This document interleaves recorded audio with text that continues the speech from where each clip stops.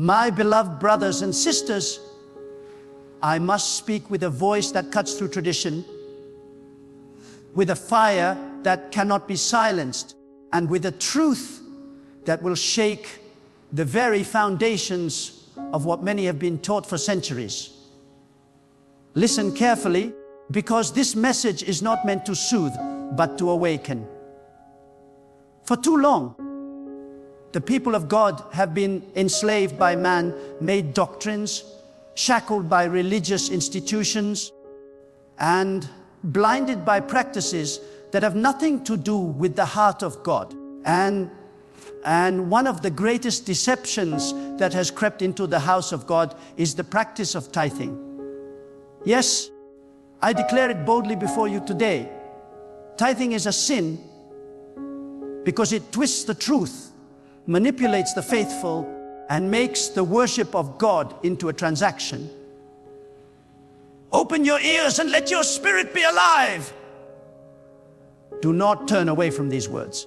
Do not allow fear, tradition, or the pressure of men to drown out the voice of God that is speaking through this truth. You have been told for years that if you do not give 10% of your income, you are robbing God. You have been threatened with curses, with financial ruin, with the loss of blessings. You have been made to believe that your worth before God depends on the amount you place in an envelope. But I ask you, my friends, can the Almighty God, who created the heavens and the earth, who feeds the birds of the air and clothes the lilies of the field, be reduced to a God who demands a percentage? Can the Eternal One, who owns all things, be bribed by your coins? To believe this is to diminish God, to bring Him down to the level of greedy men who twist His name for profit. Do you not see? The moment you treat God as if He were a merchant trading blessings for money, you have fallen into sin. The moment you give out of fear rather than from the purity of your heart, you have entered into bondage. And the moment religious leaders use the pulpit to pressure you into giving while living in wealth and luxury, they commit a great sin against God and against the people. Tithing has become a system of control, not of love. It has become a weapon to rob the poor rather than a fountain of generosity that flows freely from the heart. The truth, my friends, is this: God never asked for your percentage. God asked for your life. God never said, give me 10% and keep the 90 for yourself. No. God said, Al is mine, you are mine, your life, your breath, your possessions, your soul, all belongs to me. When you live with that understanding, you realize that putting a limit, a calculation, a formula on your giving is an insult to the greatness of God. It is sin because it places human mathematics on divine relationship. It is sin because it cages the freedom of the Spirit under the weight of legalistic tradition. Let me speak with plainness. When a man gives because he is threatened, his giving is corrupted. When a woman offers money because she was told God will curse her otherwise, her offering is not holy. It is tainted by fear. And when a congregation applauds itself for fulfilling a law that God did not require, they are not worshiping. They are deceiving themselves. True giving is not a tenth, nor a calculation. True giving is surrender to God with all that you are, with all that you have in every moment of your life. Anything less, anything forced, anything manipulated is sin. Now, some will resist this message. They will say, but we have always tithed. My response is simple: tradition does not sanctify a lie. Others will say, but my leaders told me God will not bless me unless I tithe. I tell you now, when you rely on men to interpret the heart of God for you, you make them your masters instead of God. Still others will say, but how will the house of God survive without tithers? And I thunder back, the house of God is sustained by God Himself. If a work is truly born of God, then the God who calls will also provide. If a ministry collapses because tithes are not collected, then that ministry was not built on the foundation of God, but on the foundation of human greed. Do not misunderstand me. I am not against giving. I am not against generosity. In fact, I proclaim with all the fire within me that generosity is the very essence of living with God. But generosity must be pure, not polluted by threats. Giving must be from love, not from fear. Offerings must rise from joy, not from guilt. God loves a cheerful giver, not a fearful one. And when you give cheerfully, when you give freely, when you give without calculation, you are no longer bound by sin. You are free in God. My friends, tithing is a sin because it is used as a replacement for true devotion. People believe they can live however they please, commit whatever sins they desire, and then wash their conscience by giving 10%. But God cannot be bought. God cannot be bribed. God is not mocked. You cannot live in darkness and then think your tithe will open the gates of blessing. No. God demands your heart. God demands your obedience. God demands your holiness. And when you give your life fully to God, your giving will not be a percentage. It will be unlimited. You will give your time, your energy, your compassion, your love, your resources, your everything, because you will understand that all of it already belongs to God. Do you see the deception? Religious leaders have turned God's people into spiritual accountants. Instead of teaching surrender, they teach calculation. Instead of calling you to holiness, they call you to percentages. Instead of leading you into the depths of God, they trap you in the shallow waters of financial obligation. And so entire congregations live in bondage, thinking they are pleasing God by handing over a portion, when in reality, their hearts remain untouched. That, my friends, is sin. That is the greatest tragedy. When God sees you, He does not measure your worth by the amount in your pocket. He does not look at your tithe slip or your bank statement. He looks at your heart. He looks at your surrender. He looks at whether you are living for Him in truth. God is not impressed by numbers. God is impressed by obedience. And obedience is not measured in 10%.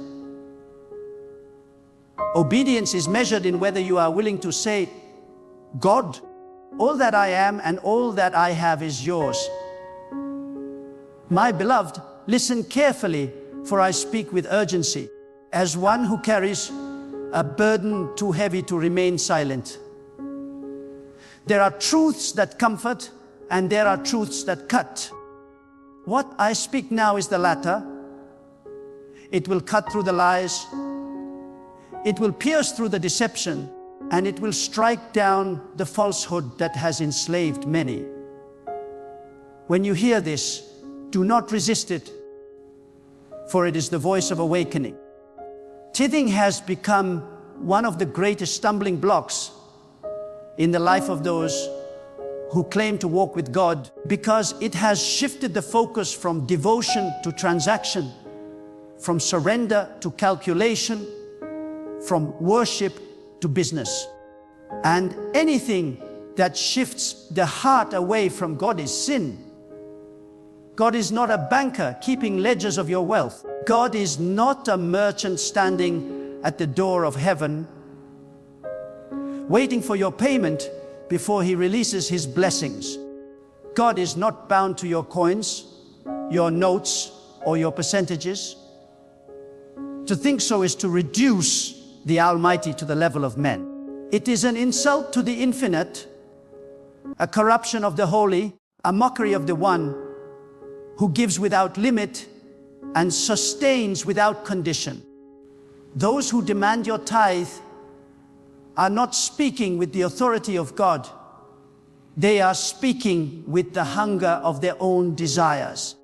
They build kingdoms of stone and wood, while the souls of the people are starved of truth. They demand 1/10 of your labor, while giving you nothing but fear in return. Let us think with clarity. If tithing were truly the way to please God, then only the wealthy could be righteous. If the measure of your faithfulness were the size of your offering, then the poor would be forever condemned. But has God ever despised the poor? Has God ever rejected the broken because they could not bring silver and gold? No, God looks at the widow who has nothing but a small offering given with sincerity, and he sees more honor in her heart than in the vaults of the rich. This is the proof that God is not moved by the amount, but by the motive. This is the evidence that percentage-based giving is nothing more than human invention, chained to greed, and far removed from the heart of God. Tithing is sin because it teaches you to give by law, not by love. It teaches you to count your coins, but not to count your blessings. It demands you meet a number, but it ignores the state of your soul. What good is it if a man tithes faithfully, but his heart is cold, his lips are filled with lies, his hands are stained with injustice, and his spirit is far from God? Will God look upon his ledger and be pleased? No. God will say, I never asked for your 10th. I asked for your life. And I say to you, beware of those who twist the name of God for gain. Beware of those who turn his house into a marketplace. Beware of those who preach curses upon you unless you pay. These are not shepherds, they are wolves. They do not feed the flock, they feed on the flock. They do not represent the holiness of God. They represent the greed of their own bellies. And the tragedy is that many follow them blindly, fearing the curse of men more than they fear disobedience to God. My friends, if your giving is driven by fear, it is no longer holy. It has become corruption. If your offering is forced, it is no longer an offering. It has become extortion. And if your leaders place burdens on you that God has not commanded, they will answer before the throne of the Almighty. Understand this true. Giving cannot be boxed into percentages. True giving flows from the heart. True giving is not measured by calculation, but by sacrifice.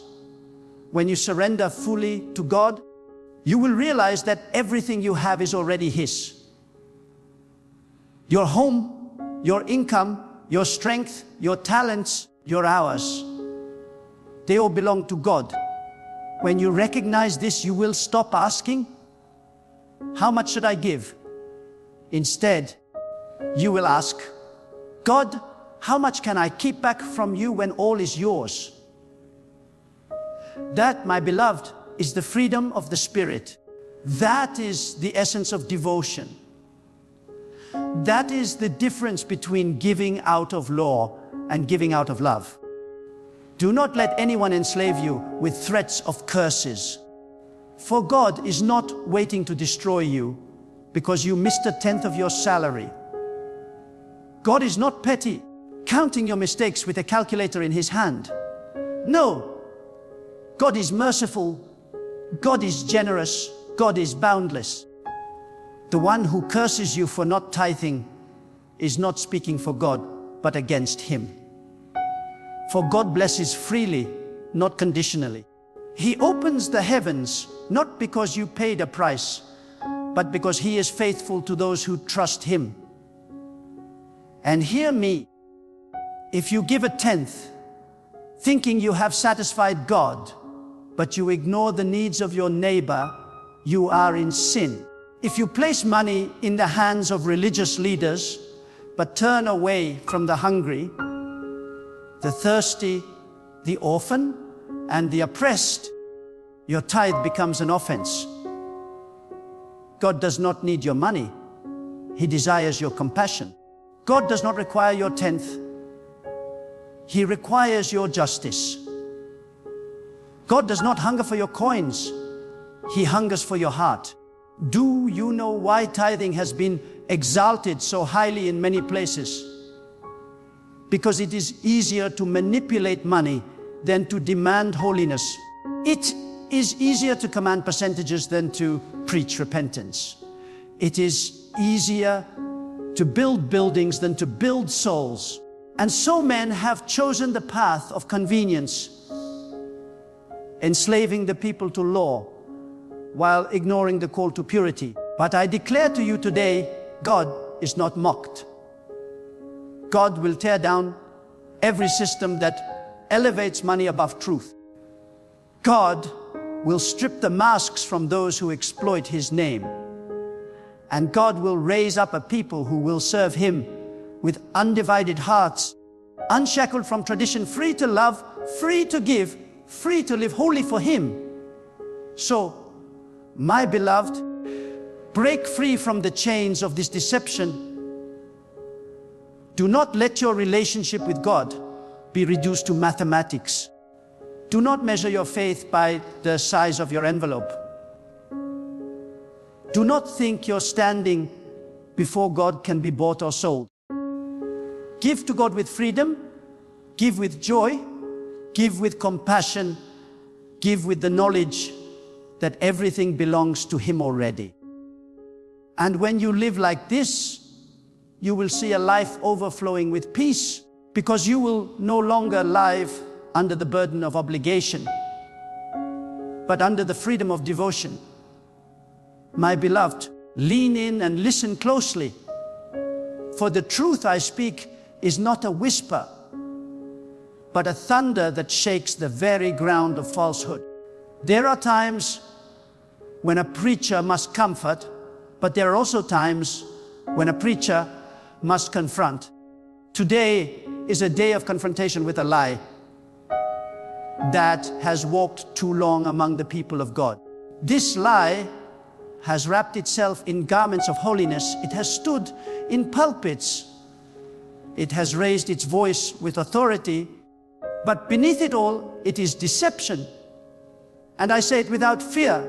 Tithing, as it is preached and practiced today, is a sin because it corrupts the purity of devotion and entangles the heart of worship with the chains of money. God is not a collector of fees.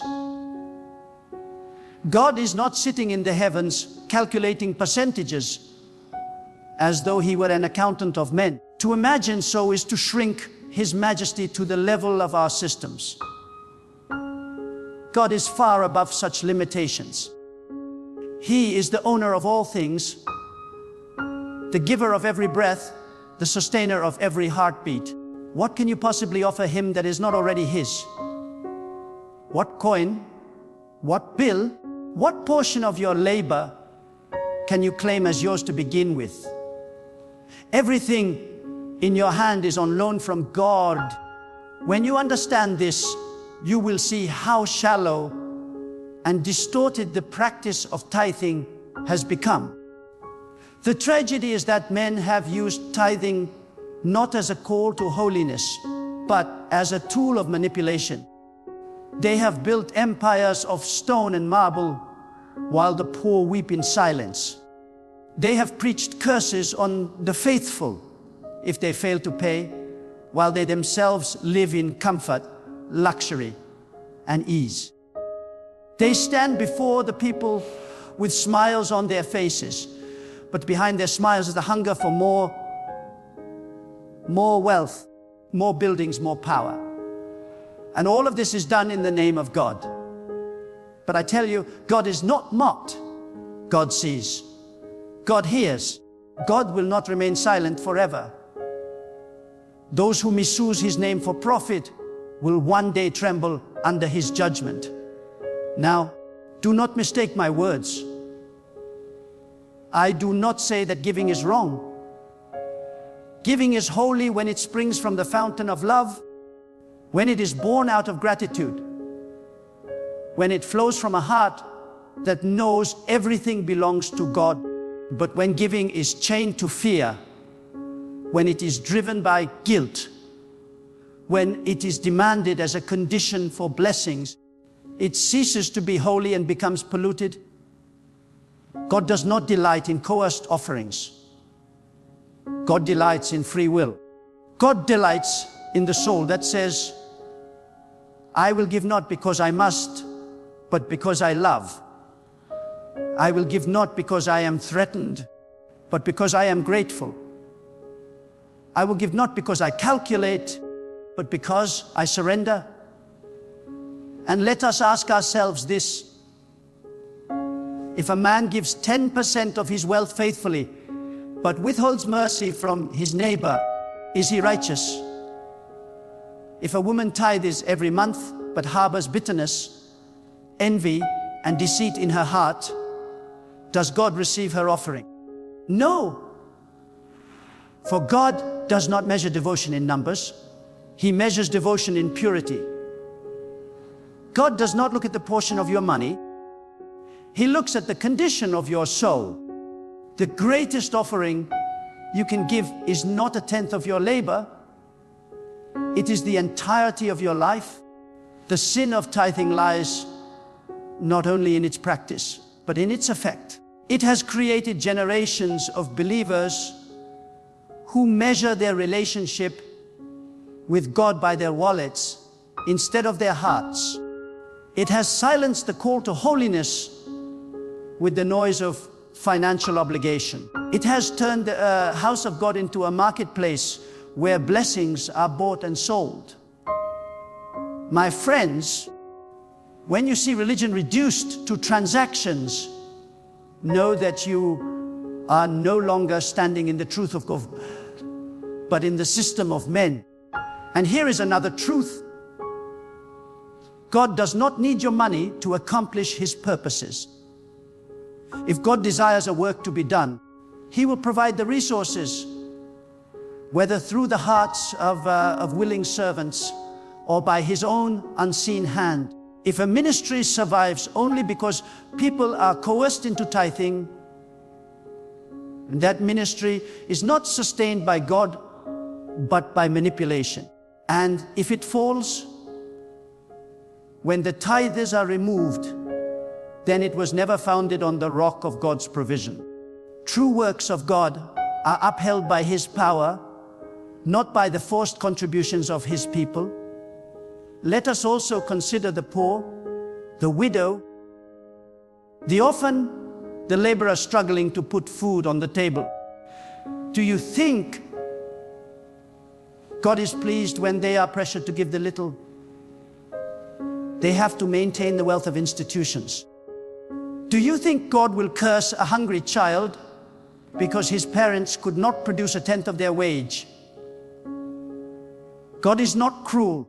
God is not unjust. God is not a tyrant demanding payment from the weak. God is merciful, and his mercy is greater than the traditions of men. Hear me now. The holiest form of giving is not measured in percentages, but in sacrifice.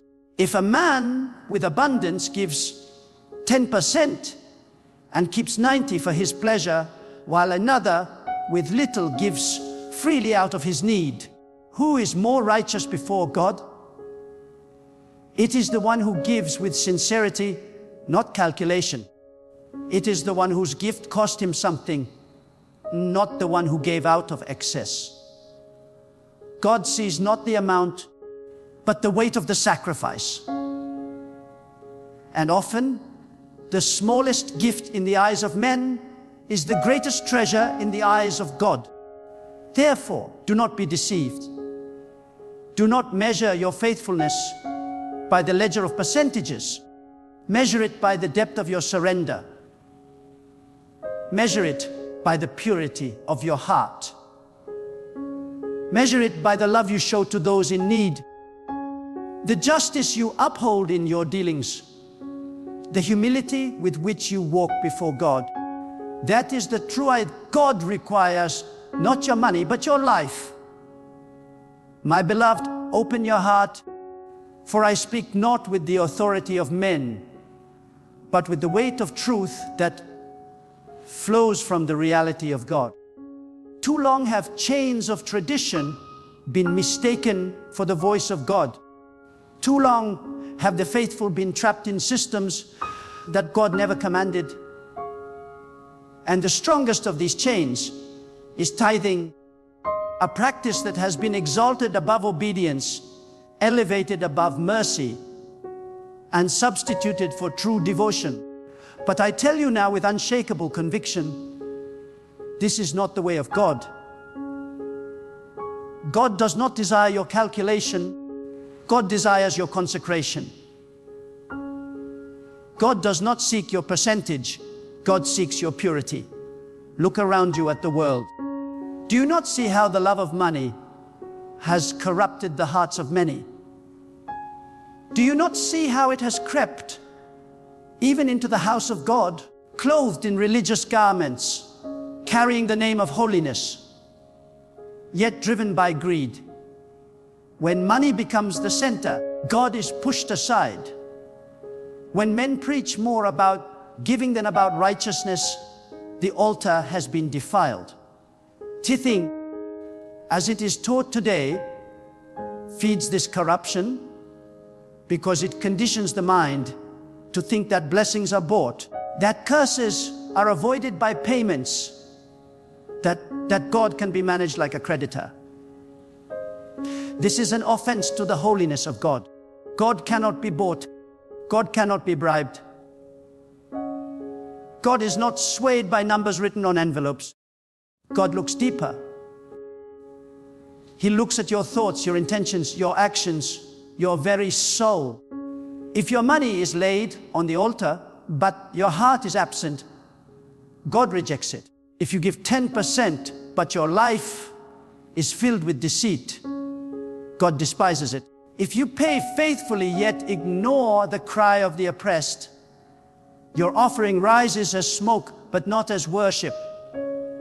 It rises as judgment. For what pleases God is not your tithe, but your truth, not your silver, but your sincerity. Hear this. When you treat God like a business partner, you dishonor Him. When you give to Him expecting a guaranteed return, you insult His greatness. When you hand over a percentage and believe that settles your obligation, you diminish His authority. God is not a merchant. God is the Creator, the Master, the Lord of all existence.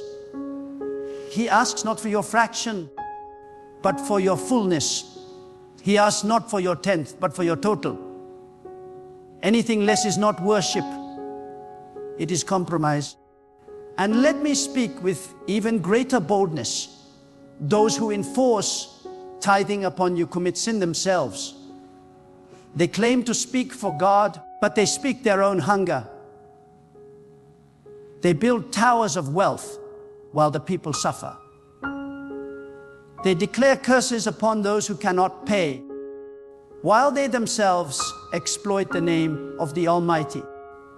They are like those of old who turned the house of prayer into a house of trade. And I tell you with certainty, God sees, and God will not be silent. Their wealth will testify against them, and their manipulation will be judged. For God is a defender of the poor, and He will not allow their cries to go unanswered. Beloved, let your eyes be open to the greater truth. God's desire is not to take from you, but to make you free. Free from fear, free from manipulation, free from the lies of men. When you give to God, let it be, because your heart overflows with gratitude. Let it be, because you cannot contain the joy of His goodness.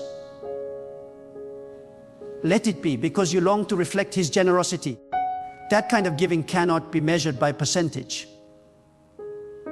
Sometimes it will be more than 10%, sometimes less. But always it will be led by the Spirit of God within you, not by the law of men. Do not think I am teaching stinginess.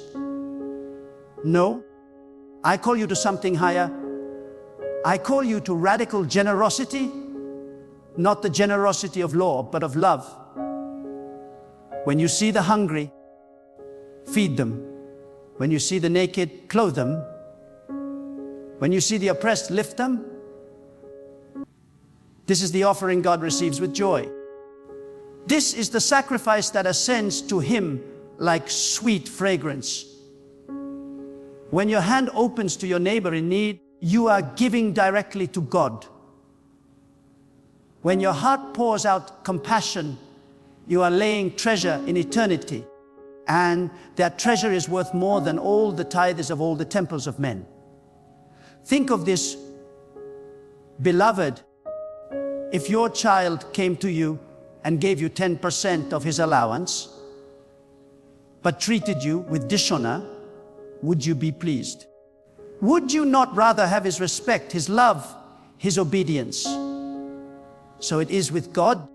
He does not want your calculated gifts while your soul remains distant. He desires your devotion.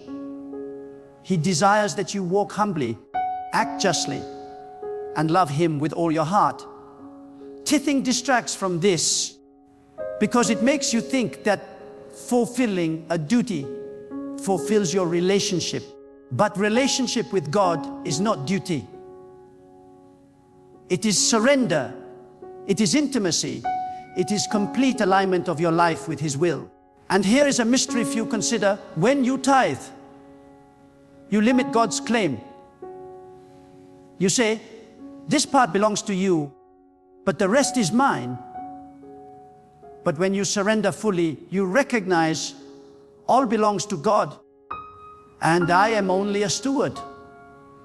The sin of tithing is that it deceives you into believing partial ownership, when in reality, there is no such thing. God owns all. You are but a trustee of His wealth. And if you are faithful with little, He will entrust you with more. Not because you gave a tenth, but because you lived as one who knows nothing is yours to begin with. Therefore, beloved, tear down this idol of percentages. Refuse to be enslaved by fear. Refuse to let men place curses upon you that God never declared. Refuse to live as an accountant in the presence of the Almighty. Live instead as a child before your Father, free, surrendered, overflowing with gratitude. When you live like this, your giving will have power, not because of its amount, but because of its purity. It will move the heart of God, not because it is calculated, but because it is consecrated. My beloved, hear me as I bring this truth to its close. The voice of God is not a voice of oppression, nor a voice of fear. It is a voice of freedom, a voice of purity, a voice that calls His people out of bondage and into the light of truth. Tithing, as it has been preached by men, is not the pathway to God.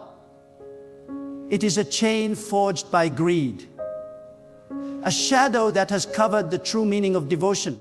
God never asked you for a percentage. God never demanded a calculation. God asked for your heart, your life, your surrender, your obedience.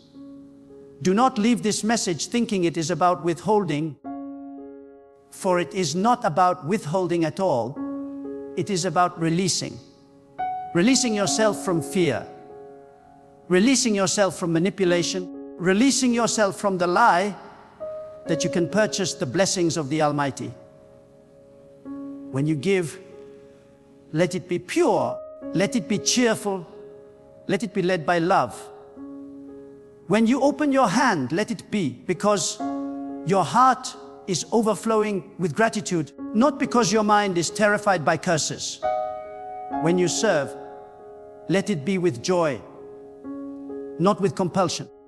This is the kind of offering that touches the heart of God. So rise, children of God. Rise above tradition. Rise above manipulation. Rise above the empty threats of men. Walk in freedom. Live in surrender. Let your life itself become the offering. Let your every breath be a gift to the one who gave it. Let your compassion, your justice, your humility, your love be the true tithe that God desires.